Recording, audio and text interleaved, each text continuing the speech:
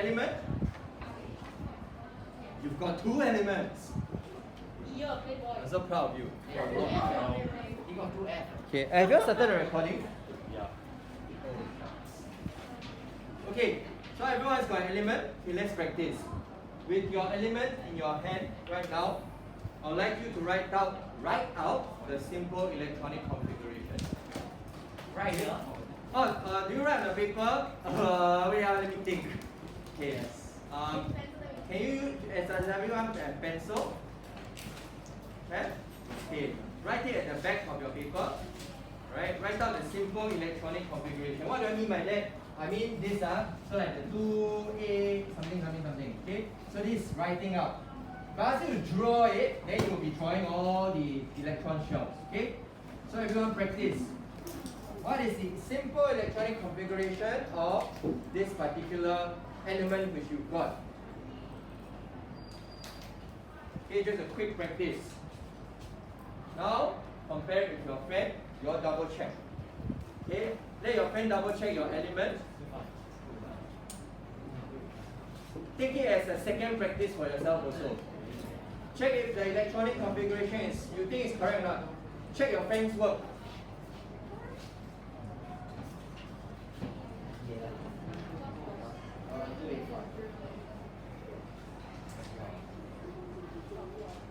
Okay, we work as a class, huh? Yeah, we work as a class. We're only as good as our last man. Okay, 204, we are quite consistent and we are quite a homogeneous class, I must say. Okay, homogeneous means we are quite same. Yeah, everyone is working hard and everyone is doing their best. Okay, so you've got the simple electronic configuration. Happy? Next, let's next level of practice. Tell me what's the group and period it's in. What is the group and period? Once you written down the group and period, find a friend to double check and practice with your friends one also. Then you can check your friends one. Okay, group and period. Did your friend get it correct?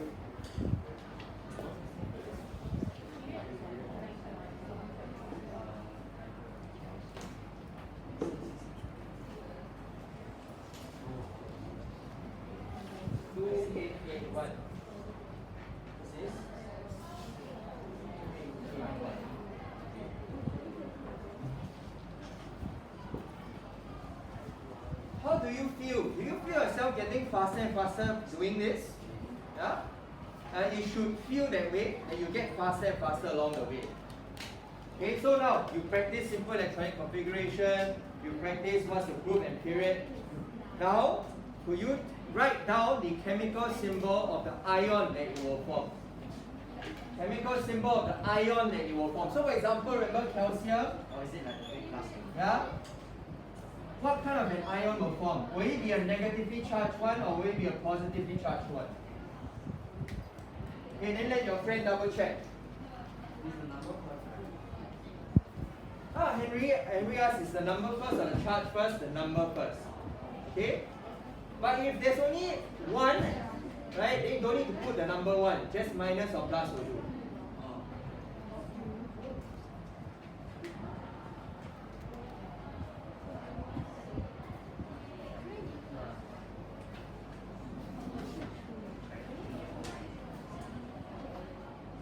Ready?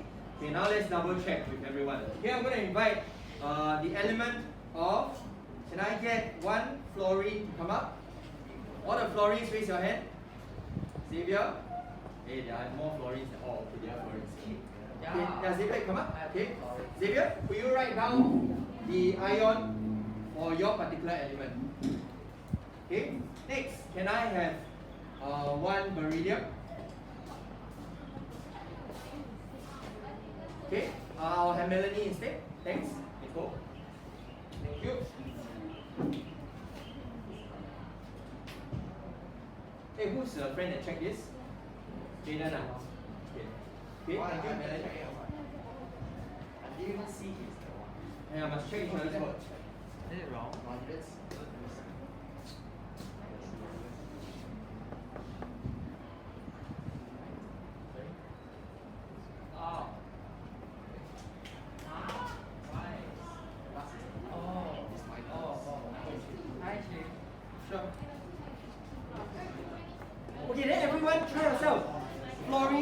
have a chemical symbol, the ion should have a chemical symbol of.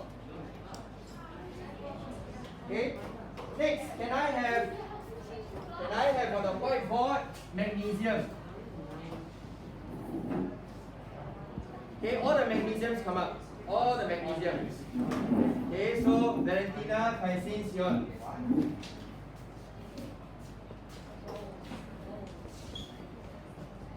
Valentina, is your leg okay? Okay.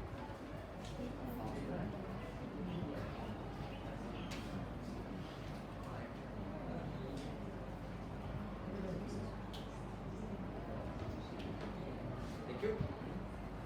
Thank you. Oh, no. Thank you. Alright, magnesium. Yeah? Has a charge of +2. Its chemical symbol is Mg2+. Let's do one final one. Can I have all the oxygens come up? Got my breath there. Oxygen? Shongqi, I cannot live without you. Shongqi, and that costs. Oxygen. Oxygen. O, 2.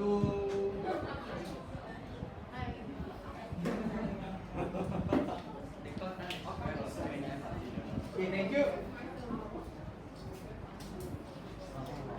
Okay, quick question. Who here has positive ions? Please raise your card now. Okay, raise your card if you have a positively charged ion. Okay? Who has negatively charged ions? Please raise your card. Yeah, so I've color coded. It's a quick way for myself to check. If you are yellow, you should have a negatively charged ion. Okay, if you are blue, you should have positively charged ion. Yeah? Okay, so first and foremost, all the elements in group 1 and group 2, right, all the way to this point over here. Now I'm going to show you a staircase of elements. You have too many tabs. But I managed to find what I want. Hey, I've reached the maximum number of tabs before until the browser tells me you have too many tabs. Mr. Tan, go to Google Chrome. When you reach 100 tab, the tab number just shows a smiley face. Oh, okay. Round that up. So now we're going to find. Okay, look at your periodic table. I'd like you to draw this black line in. Draw this black staircase in. You draw this black staircase in. You can use highlighter to do it if you want to.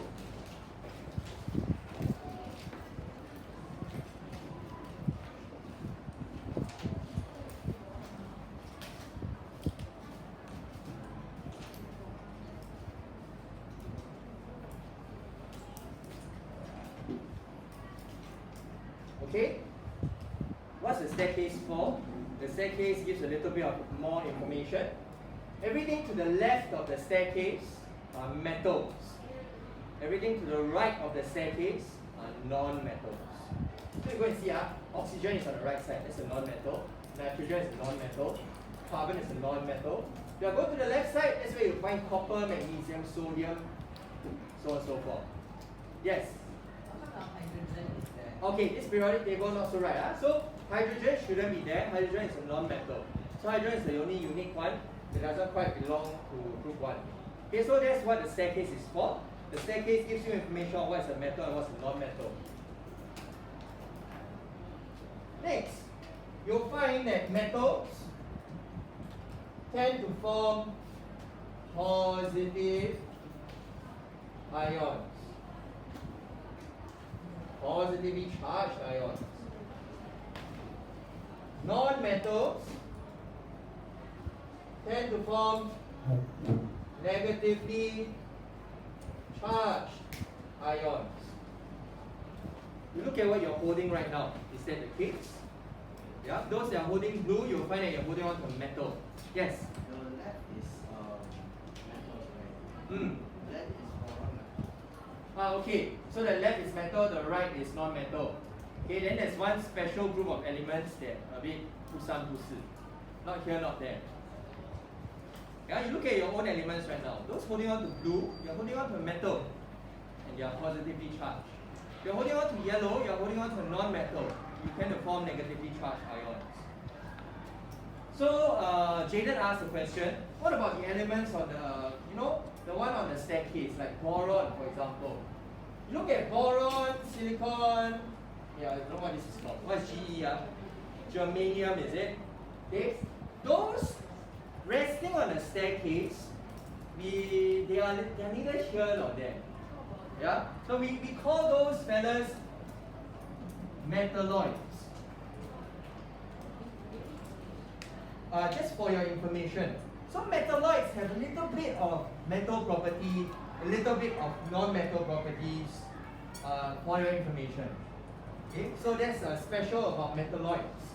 Those close to the staircase have both properties.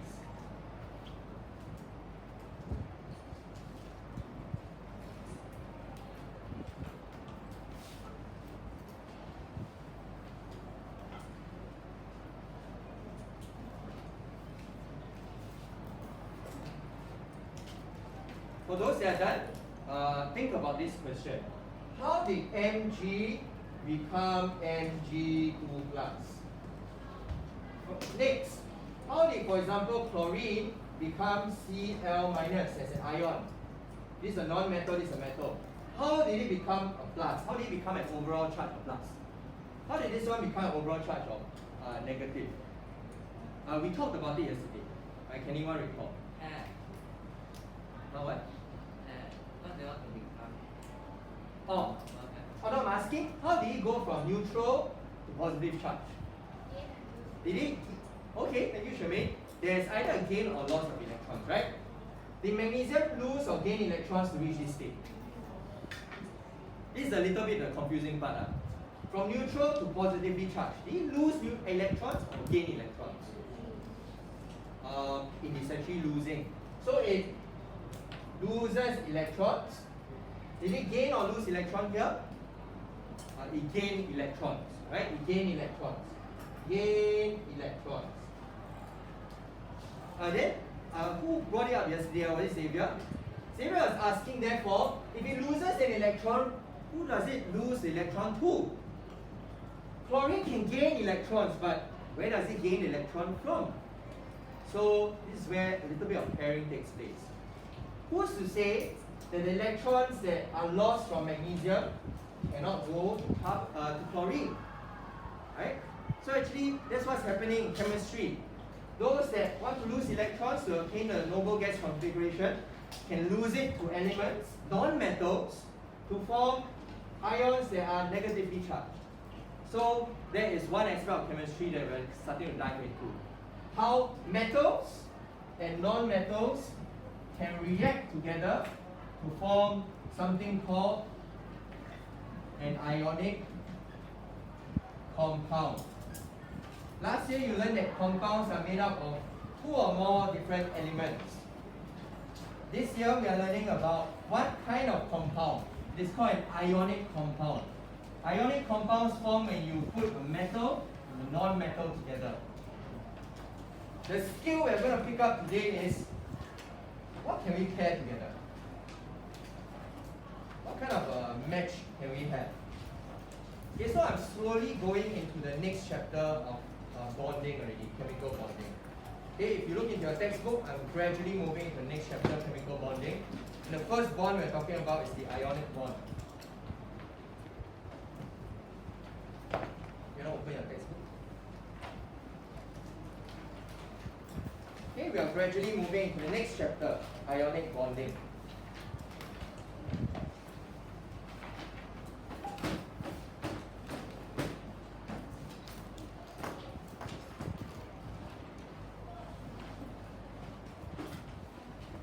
Okay, so a quick look onto the screen. Imagine if I put two ions together, they are negatively charged. Right? Watch what happens. If I try to bring this negatively charged ion to this negatively charged ion, there's a repulsive force. Yeah? There's a repulsive force. Like repels like. They don't want to come together. There's a repulsive force. If I, however, have something that's negatively charged and positively charged, if I put them side by side, watch what happens. There is an attractive force. Yes? What if you cram it into a corner? Say again. You cram the two negative into one corner. Cram the two, oh, like that. Yeah. Okay, this is a very forceful relationship. Yeah. Yeah. Okay, this is not a bond. Okay, I'm going to release it. I'm going to release this ion. Watch what happens. See, it goes away. These two are not meant to be. Okay? So, but however, if we have a positive and negatively charged ion and we put it side by side, there is a bonding that takes place. This attractive force between two oppositely charged ions, the attractive force is called the ionic bond. Okay? The bond is an attractive force. That's the first kind of bonding we are learning right now. Okay, when oppositely charged stuff come together, they will bond. Click forward arrow to see how to. Okay, so two concepts. One is that oppositely charged ones will attract each other, and the attractive force is ionic bond. Like charges won't attract each other, they'll repel each other. Although 2 plus, 2 minus, they'll repel each other. So actually you won't get a metal reacting with a metal. If I take magnesium and put it with sodium, there's no reaction. Yeah? Say again? You said 2 plus and 2 minus. No, I said if I took two metals and I put them together, they will not react with each other. Okay? So when a plus and a minus attract each other, it's called ionic bond. Yes. Okay? The attractive force. Wait, so ionic bond is ionic bonding. Yes, ionic bonding, ionic bond. Okay, if I want to phrase it properly, the force is called an electrostatic attraction. We call it electrostatic because of the nature of the charges. Okay, because there are charges like electricity. Electricity is also charged. Because of the opposite electrostatic charge, there's attractive force, but we call it an ionic bond.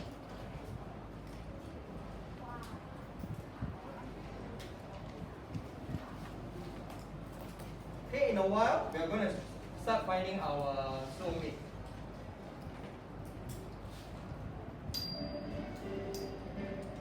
Okay, so as mentioned earlier, those on the left-hand side of the staircase are metals, and metals tend to form positively charged ions. Those on the right-hand side of the staircase, are non-metals, and they tend to form negatively charged ions.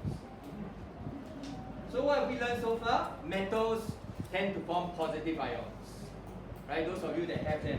Non-metals tend to form negatively charged ions.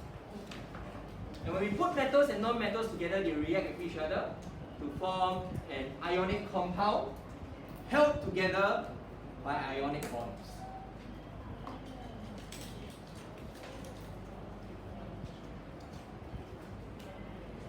Yes? So metals and metals, then to non-metals and non-metals. Okay, so question brought up by Caleb. Metals and metals cannot react with each other. But if I put a non-metal and a non-metal together, do they react with each other? That is the next part of the chapter. They can. Okay, so let's move on. We're going to find our pairs right now. I'm going to put a few elements here, a few ions here. Mg2 plus. I'm going to put Li plus, and then I'm going to put maybe aluminium 3 plus. Here I'm going to put O2 minus. I'm going to put Cl minus. I'm going to put N3 minus. Okay. Just based on what you see, okay, what have I done? Don't make it very obvious. Yeah, I mean it's a bit too obvious.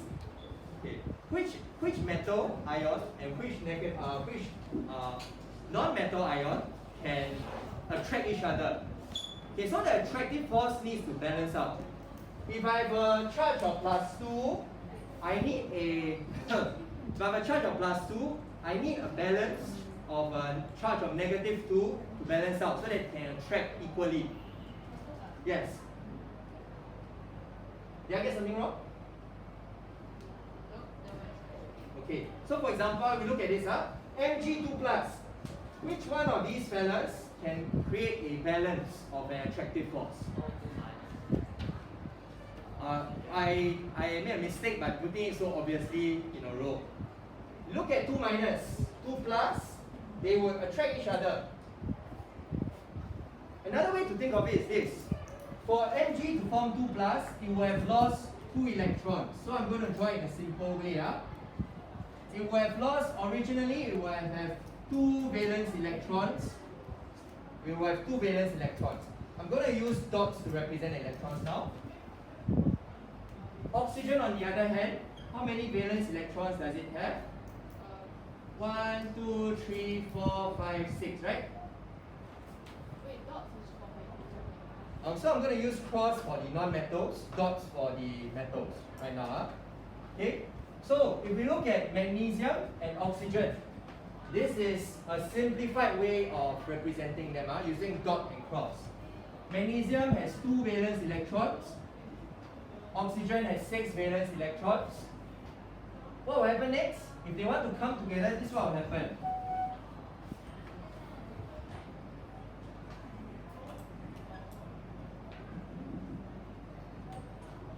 The magnesium can give up its electrons to oxygen, resulting in this. As a result, the charge of magnesium now is 2 plus, or plus 2. Oxygen is 2 minus. This is how I would represent the ionic compound in a dot and cross format. Okay, so we use dots and crosses to represent electrons from different elements. The dots can represent those from metals, the cross represent those from non-metals. So for example, we try that for lithium. If we try for lithium chloride, lithium chloride or chlorine, so it's lithium and chlorine together. Will you just try for yourself or somewhere on the page, lithium and chlorine side by side? How many valence electrons does lithium have? I would like you to use a dot to represent it on the outside. How many valence electrons does chlorine have? I would like you to use cross to represent the valence electrons on the outside. Okay, then I will run through an example again and see if you match up with me.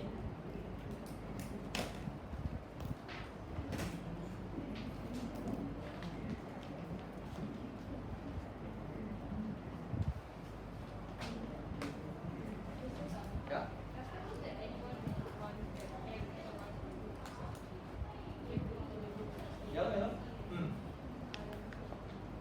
So it's not a specific pairing or like each individual element. Yeah. Everyone have tried?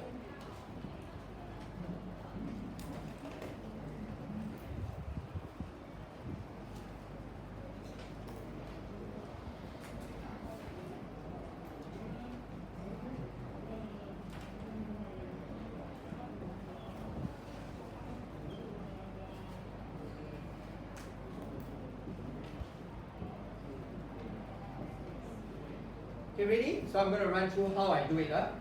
Number 1, you need to find out how many valence electrons lithium has. So far you practiced it a few times already. How many valence electrons does it have? It has 1. Right, so I'm going to represent it with 1 dot. How many valence electrons does chlorine have? It has 7, based on what you've learned so far. So let's fill it in. So notice I'm now starting to take a step back already. No longer do I draw the circles, I just draw the valence electrons as it is. Now it's getting simpler and simpler already because you all understand already. Oh, I'm missing 1 electron here. Okay, then we learn that the metals can donate the electrons, so it will be transferred here. As a result, what will you get? You will get lithium plus because it has lost an electron. Chlorine, on the other hand, would have gained 1 electron from lithium, and now will become Cl minus. Yes? When we transfer over, right? Yeah. Does it still be a dot or can you cross? Oh, when you transfer over, can I change this into a cross? We keep it as a dot so that we know that it didn't originally come from chlorine. Right? We keep it as a dot so we know it came from something else. And something else is the magnesium. So let's try one more example. Here I have aluminium. Could you find out what is the valence electrons? I'm going to add it to nitrogen. What would you get? How will I represent the ionic compound? How will I represent the ionic compound in a dot and cross format?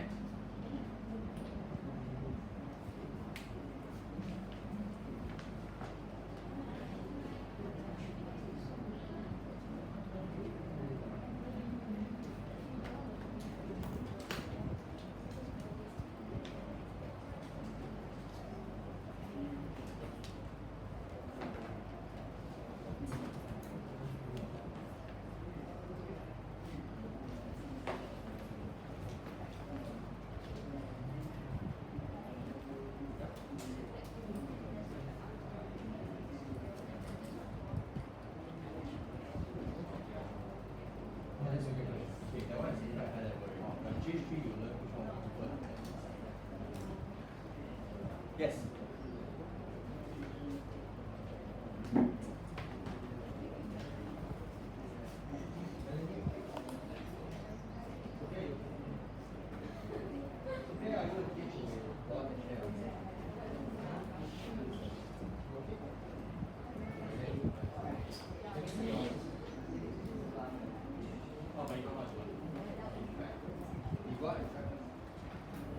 Okay, thank you, Sophia. Sophia will come out and show her answer.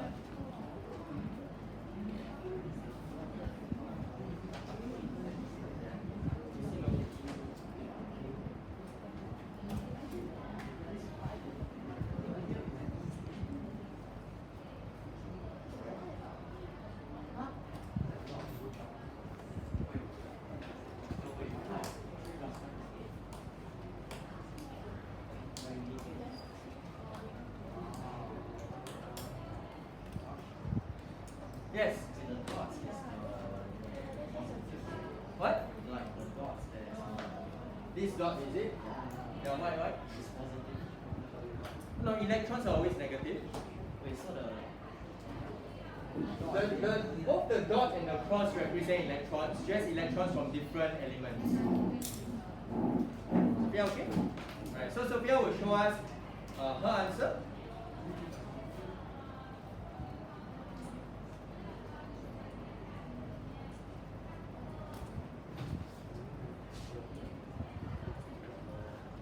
Maybe Sophia can also help us out by, maybe you start off from here. Will you just start with aluminium first? How many valence electrons in there?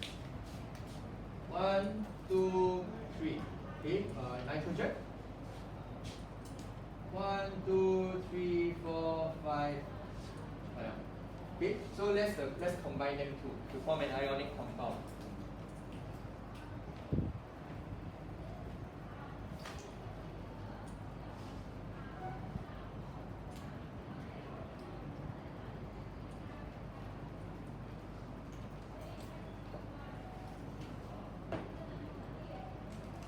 Okay, so the question is, right, how many electrons did aluminium give away to nitrogen? 3, right? Okay, so what will be the resulting charge of the aluminium ion if it gives away 3 electrons?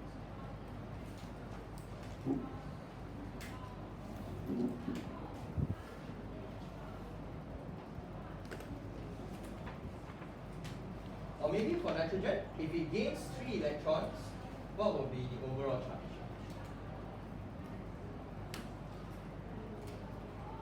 -3, right? So, for example, nitrogen will be a 3 minus over here. Then aluminium has just given up 3 of its electrons. So you become a 3 plus. Okay, so 2 things to check.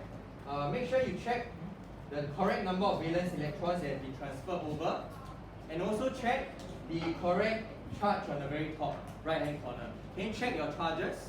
Do you have the correct charges? I'm going to go one step a bit higher level now. Okay. So far we've been very straightforward. Aluminium can give up 3, nitrogen can gain 3. Lithium can give up 1, chlorine can gain 1. Magnesium can give up 2 electrons, oxygen can gain 2 electrons. But who's to say this cannot happen? Now, I would like to challenge you and see what you make out of it. You saw in your textbook that there's an example given to you of magnesium and chlorine come together. Yeah, actually, who's to say this cannot work? You have a magnesium that can give up 2 electrons. What if I have 2 chlorines to accept 1 electron each? You can actually do that. So I'm going to test you now. Challenge yourself. What if I have aluminium and I combine and react it with chlorine? Can you tell me what the final ionic compound, the dot and cross diagram, will look like?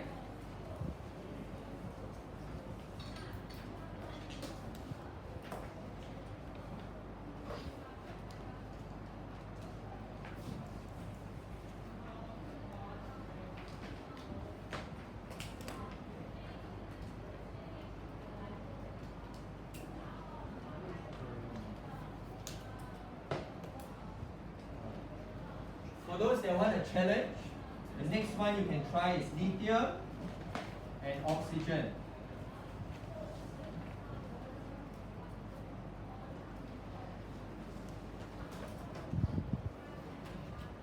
If you want to use more than one atom, how do you express it? You will put a number in front at the end of the final ionic compound.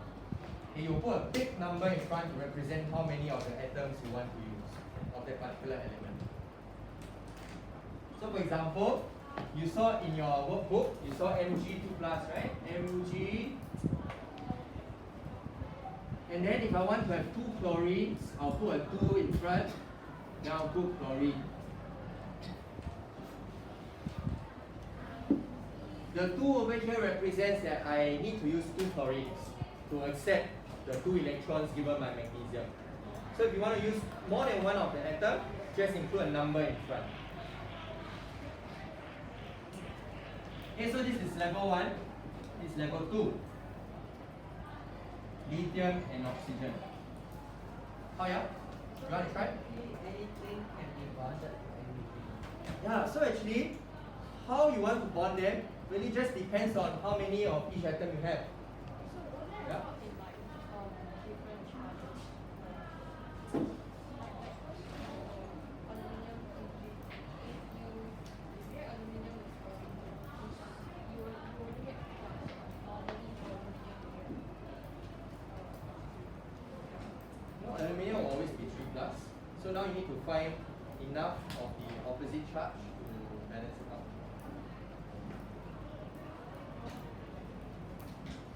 Okay, aluminium and chlorine. How many chlorines do I need?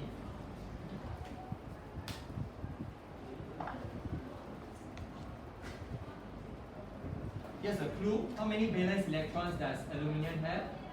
1, 2, 3. Chlorine has 1, 2, 3, 4, 5, 6, 7. Okay. Aluminium can give 1 electron to chlorine, but I still have 2 left over. So how? Leave it there? So that's the thing. You cannot leave it. Aluminium needs to give up all its electrons. So how can we solve this problem? But what if I only want you to make use of chlorine? You can use more than 1 chlorine. Okay, here's the hint. You can use more than 1 chlorine. Question is, how many chlorines do you want to use? Yeah?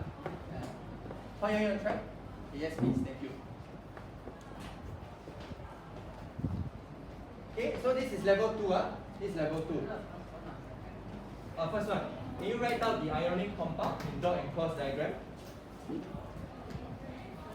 Okay, so we don't have time today. On Friday, we will take our lesson outside of class. Then we will play like musical chairs. You all go and quickly find partners. Those that cannot find a partner, right, you sit down and then you're punished. Once you find a partner, you better hug the partner tight.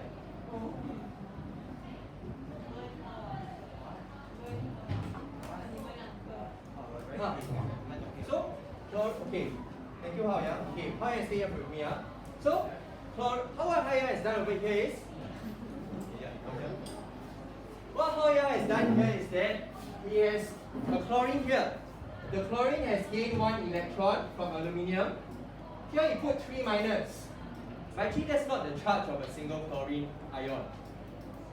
Instead, there are 3 chlorine ions. Each one of them has a single negative charge because they receive 1 electron each. Actually, the full way of writing it is that you have to write this 3 times. Right? You have to include another chlorine over here. Now I'll try not to write like that with the 3 at the front again. So this is how you're supposed to write it. Like with the 3 in the front, like Yes, that's how you're supposed to write it. Okay? This is very tiring. Writing this 3 times, each of the electron going to each one is super tiring. Right? Why write it 3 times when you can just put a 3 in front? Which is what we are doing here. Okay, we just write a 3 in front to tell us that we have 3 of the chlorines receiving the electrons. Yeah? So this is how we are doing it right now. Okay, thank you. You know what else is there? Okay, so time is up. Homework for today, just figure out what's the ionic compound written in dot and cross diagram. Okay, just find out lithium and oxygen come together, what are you going to get? How many lithiums do you need? How many oxygens do you need? Yeah? Okay, so you're going to think about that. I would like to get a few of you to come up to show your ionic compound next lesson. Okay, and then we will go out and play a little bit. Okay, thank you, Xavier.